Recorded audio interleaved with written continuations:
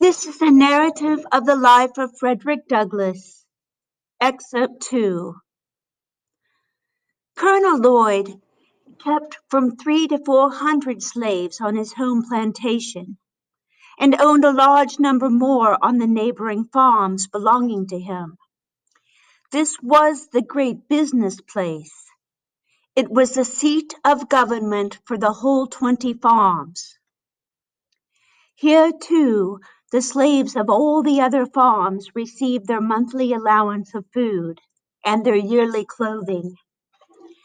The men and women slaves received, as their monthly allowance of food, 8 pounds of pork, or its equivalent in fish, and 1 bushel of corn meal.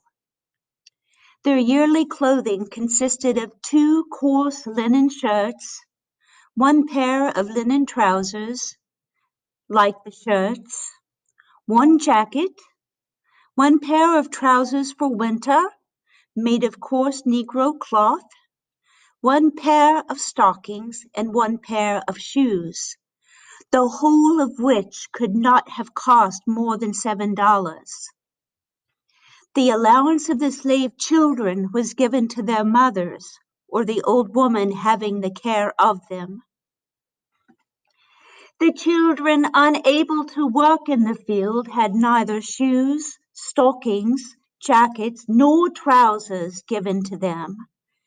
Their clothing consisted of 2 coarse linen shirts per year. When these failed them, they went naked until the next allowance day. Children from 7 to 10 years old, of both sexes, almost naked, might be seen in all seasons of the year. There were no beds given the slaves, unless 1 coarse blanket be considered such, and none but the men and women had these.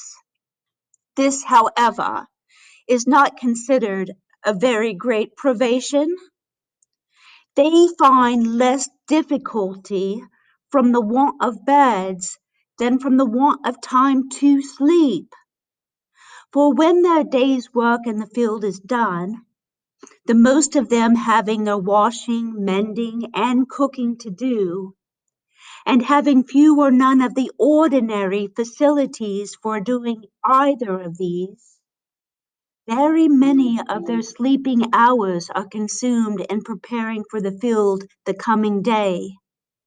And when this is done, old and young, male and female, married and single, drop down side by side on one common bed, the cold, damp floor, each covering himself or herself with their miserable blankets, and here they sleep till they are summoned to the field by the driver's horn.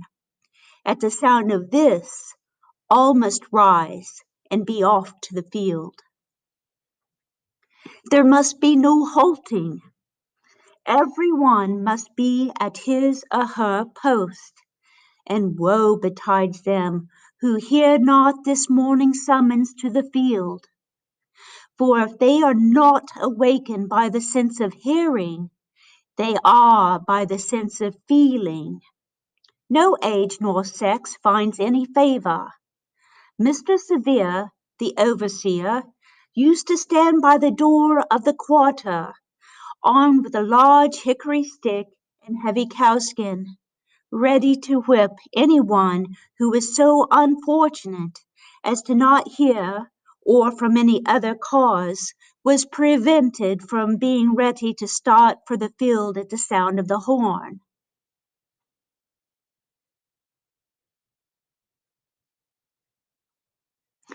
Mr. Sevier was rightly named. He was a cruel man.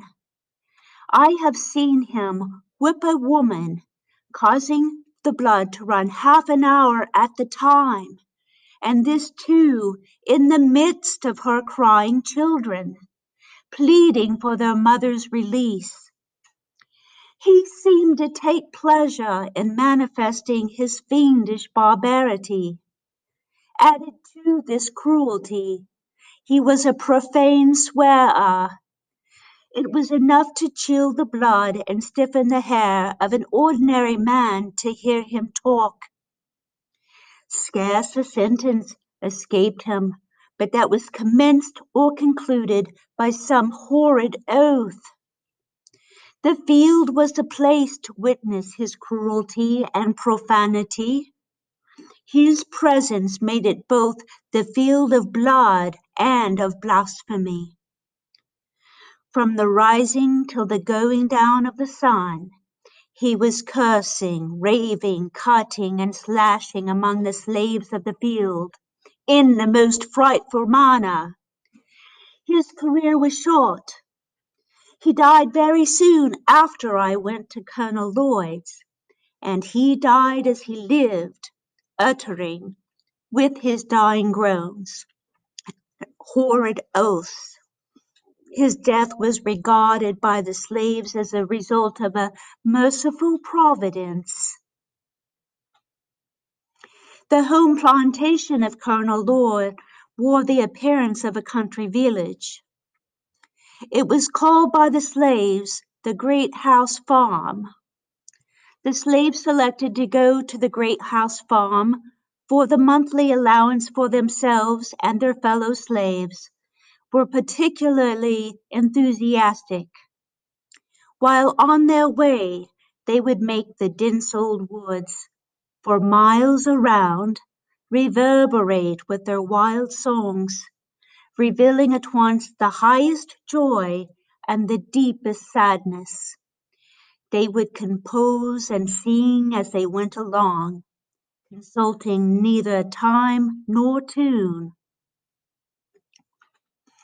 I did not, when a slave, understand the deep meaning of those rude and apparently incoherent songs. I was myself within the circle, so that I neither saw nor heard as those without might see and hear. They told a tale of woe, which was then altogether beyond my feeble comprehension. They were tones loud, long, and deep. They breathed the prayer and complaint of soils boiling over with the bitterest anguish. Every tone was a testimony against slavery and a prayer to God for deliverance from chains. The hearing of those wild notes always depressed my spirit and filled me with ineffable sadness. I have frequently found myself in tears while hearing them. The mere recurrence to those songs, even now, afflicts me. And while I am writing these lines, an expression of feeling has already found its way down my cheek. To those songs I trace my first glimmering conception of the dehumanizing character of slavery. I can never get rid of that conception. Those songs still follow me to deepen my hatred of slavery and quicken my sympathies for my brethren in bonds. If anyone wishes to be impressed with the soul-killing effects of slavery, let him go to Colonel Lloyd's plantation and, on allowance day, place himself in the deep pine woods, and there let him, in silence, analyze the sounds that shall pass through the chambers of his soul. And if he is not thus impressed, it will be only because there is no flesh in his obdurate heart. I have been utterly astonished since I came to the North to find persons who speak of the singing among slaves as evidence of their contentment and happiness. It is impossible to conceive of a greater mistake. Slaves sing most when they are most unhappy. The songs of the slave represent the sorrows of his heart. and he is relieved by them only as an aching heart is relieved by its tears. At least, such is my experience. I have often sung to drown my sorrow, but seldom to express my happiness. Crying for joy and singing for joy were alike uncommon to me while in the jaws of slavery. The singing of a man cast away upon a desolate island might be as appropriately considered as evidence of contentment and happiness as the singing of a slave. The songs of the one and of the other are prompted by the same emotion.